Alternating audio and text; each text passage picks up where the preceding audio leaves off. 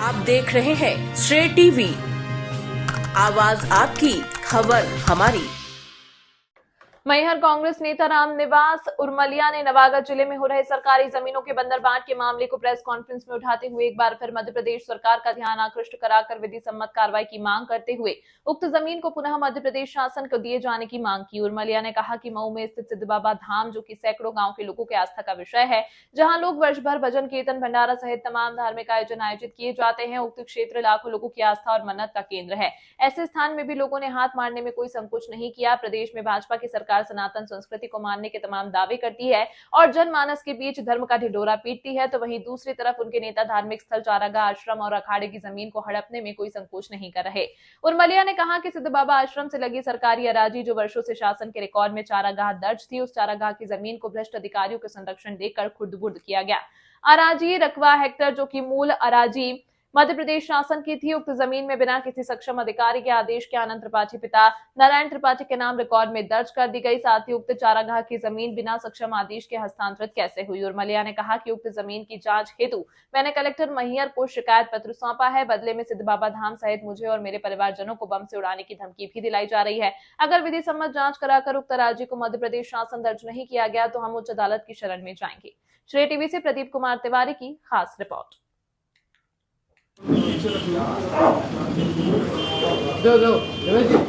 आज आपने आरोप लगाया पूर्व और वर्तमान विधायक, क्या है आरोप? 2011 में जो सिद्ध बाबा की ज़मीन है, चारागाह की ज़मीन है मेला ग्राउंड की, वो 2011 में सीधे नारायण त्रिपाठी जी के लड़के आनंद त्रिपाठी के नाम पे आ गई और अब उस ज़मीन को श्रीकांत जी ने अपनी पत्नी के नाम करा लिया।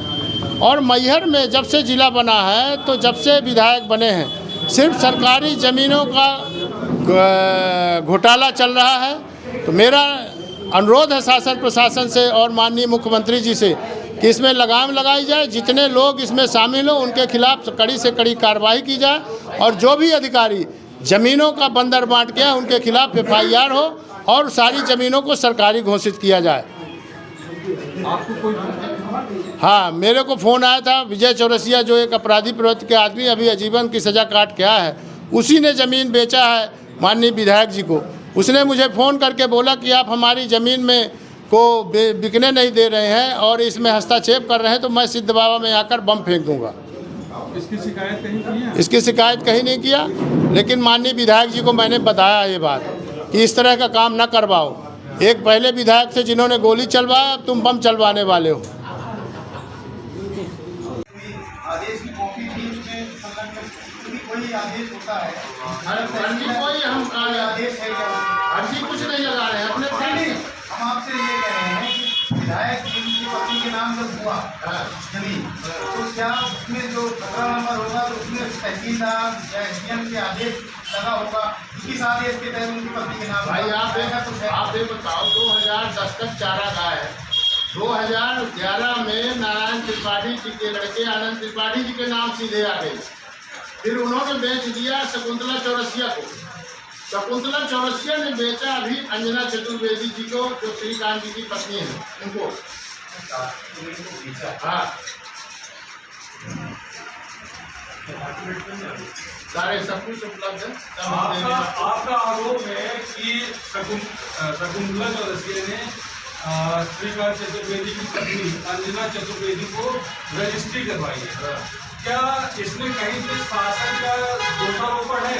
जैसा कि आपका आरोप है कि आप मतलब श्रीकांत चतुर्वेदी ने सरकारी जमीन हड़प ली, तो क्या इसमें रजिस्ट्री करवाना गुनाह है क्या? क्यों गुनाह है? पहली बात तो गुनाह यही हुआ जो 2010 में 11 में नारायण त्रिपाठी जी के लड़के के नाम कैसे जमीन आवंटन हो गई। आवंटन किस आधार पे कर दिया गया? क्या वो गरीब थे? और गरीब भी थे तो चारागाह की जमीन, मरघट की जमीन, स्कूल की जमीन, तालाब की जमीन, इनको आवंटन नहीं किया जा सकता। फिर 2003 के बाद तो आवंटन भी नहीं हुआ, तो नारायण त्रिपाठी जी के लड़के के नाम कहाँ से आ गए? और उन्होंने फिर बेच दिया, वही जमीन बिकती चली आ रही है। तो आपका आरोप श्रीकांत चतुर्वेदी की पत्नी के ऊपर है या श्रीकांत चतुर्वेदी के ऊपर है? क्योंकि अभी रजिस्ट्री करवाई, अभी वो रजिस्ट्री हुई ताजी, और अभी हमको पता चला जब वो कब्जा करने गए तब हमको पता चला कि ये जमीन तो सरकारी नहीं है, पर बिक आ चुकी है। अभी तक तो हमको भी मालूम नहीं था, न क्षेत्र में किसी को मालूम था। कागज में सब बिकते गए थे। 1998 में पहला बंटन हुआ था, तो क्या उस टाइम पे आपको नहीं पता? नहीं, हमको नहीं पता। ये 2010 में जमीन उनके 11 में जमीन गई आनंद त्रिपाठी जी के नाम। 2011 से अभी तक आपको पता नहीं था कि पता था? अब हमको नहीं पता था भाई, जब वहाँ कोई कब्जा करने जाए तब तो पता चले। बाकी ऑलरेडी सरकारी जमीन थी, हमको जो जानकारी थी, सबको जानकारी थी क्षेत्र में। पहले जमीन तो नारायण त्रिपाठी की उनके ऊपर हुए, तो उनके ऊपर क्यों नहीं आरोप लगा रहे हैं, श्रीकांत के ऊपर क्यों? नहीं, हम अभी आपके सामने बोला कि भाई 2013 में आनंद त्रिपाठी के नाम कैसे जमीन चली गई, क्योंकि वो तत्कालिक विधायक थे, तो विधायक के प्रभाव में है। मेरे कहने का मतलब है कि भाजपा वाले ही ये सब काम कर रहे हैं, चाहे वो नारायण त्रिपाठी हो, चाहे श्रीकांत चतुर्वेदी हो, चाहे कोई भी हो। जितनी भी मैहर में सरकारी जमीन का मुद्दा है, सिर्फ भाजपा वालों के अलावा आप बता दो कोई दूसरा फिर कि कोई सरकारी जमीन में कब्जा किए हो। 2011 का आप आरोप लगा रहे हैं। 2011 में नारायण त्रिपाठी विधायक पद पे नहीं थे, ना वो भाजपा में थे। 2008 से लेके 2013 तक विधायक मोतीलाल तिवारी थे। जो भी रहे हो, भाजपा वो विधायक थे कि नहीं थे? पूर्व रहे, पूर्व विधायक रहे। उनके लड़के के नाम जमीन आई कि नहीं, उसका अपने पास रिकॉर्ड है। 2013 तक चारागाह है, मध्य प्रदेश शासन है, और इसके बाद सीधे डायरेक्ट आ जाती है आनंद त्रिपाठी जी के नाम। अब किसने किया, किसके प्रभाव में किया, ये वो लोग जाने, अधिकारी बता सकते हैं, उनसे आप बात करें। चारागाह से अब अभी वर्तमान में जो इनके नाम पे ये जानकारी आपको काबू हुई है? हमको लगी ये जानकारी 9 तारीख को। इससे पहले क्या जानकारी? इसके पहले हमको जानकारी थी सरकारी जमीन है, तब नहीं, इसके पहले ना बात करते हम। अगर हमको जानकारी होती ये जमीन पट्टे की हो गई, किसी को बेच दी गई है कि फर्जी तरी, तो हम पहले इसमें एक्शन लेते, पहले हम कोर्ट में जाते। ये जानकारी तो अभी हमको 9 तारीख को लगी, 9 फरवरी को, और 5 फरवरी को रजिस्ट्री हुई है।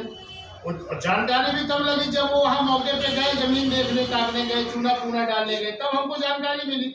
बात किया हमने उनसे, उन्होंने बोला हमने इसको खरीदा, तब हम रिकॉर्ड निकलवाएंगे, क्योंकि हमको तो मालूम था कि ये सरकारी जमीन है।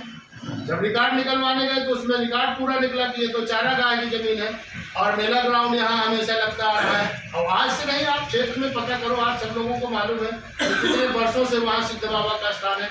मैया राजा ब्रजराज सिंह जी के टाइम से वहाँ मेला लग रहा है, उनका शुरुआत किया हुआ मेला है वहाँ का। इसकी शिकायत आपने कहीं किया है? हमने कलेक्टर महोदय से यहाँ आवेदन दिया, तहसीलदार साहब को दिया कि इसका नामांकन रोका जाए, अभी न किया जाए, क्योंकि ये रिकॉर्ड होगा, और रिकॉर्ड सहित हमने दिया उनको। और वो कुछ करेंगे या न करेंगे अपन को जानकारी नहीं, क्योंकि भाजपा के विधायक की सत्ता है उनके पास, तो हम हाई कोर्ट जाएंगे, मंडे को हम हाई कोर्ट चले जाएंगे कागज के साथ। आश्वासन मिला क्या कलेक्टर की तरफ से जांच का? नहीं, कोई आश्वासन नहीं, कोई आश्वासन किसी से नहीं मिला। मलिया जी, आपने कहा कि जैसे 222 नंबर जमीन मऊ की, इस तरह से तमाम मैहर क्षेत्र में सरकारी जमीनों का बंदरबांट हो रहा है, तो जिस तरह से बंदरबांट कराने वाला व्यक्ति आरोपी है, निश्चित रूप से बंदरबांट करने वाले अधिकारी भी उतने ही दोषी हैं। ये तो हम शुरू में ही बोले, इनके ऊपर भी क्या इनके ऊपर FIR होनी चाहिए, इनके कड़ी से कड़ी कार्रवाई होनी चाहिए। जितनी भी जमीनों का हेरफेर हुआ है, मैंने बताया 2-3 जमीन जो मेरे को जानकारी में है, और भी जानकारी में है जिनका रिकॉर्ड अभी हम निकलवाने वाले हैं। ABG रोड में आप चले जाओ, यहाँ अभी श्रीकांत जी ने लिया था, ये रेलवे लाइन के बगल से, वो भी सरकारी जमीन है।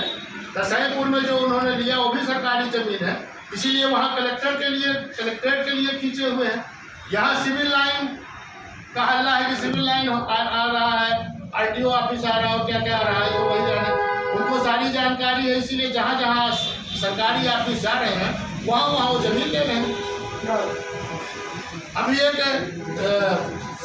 रोमी घई, धर्मेश घई से एक जमीन उन्होंने लिया, जिसकी लीज 2013 में खत्म हो गई। तो इसी दम पे न लिया कि हम विधायक हैं तो हम सब कुछ करा लेंगे। 2013 में जो लीज खत्म हो गई, भट्टा सर गवर्नमेंट ने दिया था कुछ दिनों के लिए व्यापारियों को काम करने के लिए, उनको बेचने का अधिकार नहीं था, लेकिन वो भी बिक गई अभी।